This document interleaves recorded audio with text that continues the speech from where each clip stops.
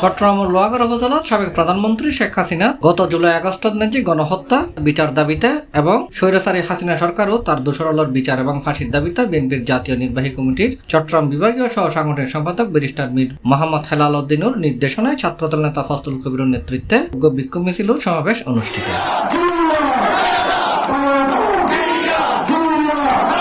November 15 তারিখ বিকাল 4টায় Amirabad union পরিষদ কার্যালয় এলাহাতুন শুরু হয়ে চট্টগ্রাম কক্সবাজার মহাসড়ক হয়ে থানা রাস্তার মধ্যে যায় বিক্ষোভ মিছিল সমাবেশত পরিণত হয়।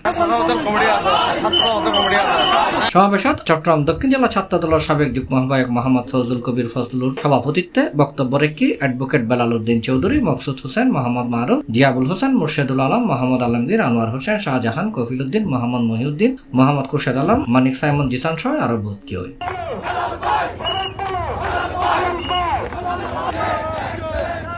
এই সময় বিক্ষোভ মিছিল সমাবেশত উপজেলা যুবদল, স্বেচ্ছাসেবক দল সহ বিভিন্ন অঙ্গ সংগঠনের নেতৃবৃন্দ উপস্থিত আছে।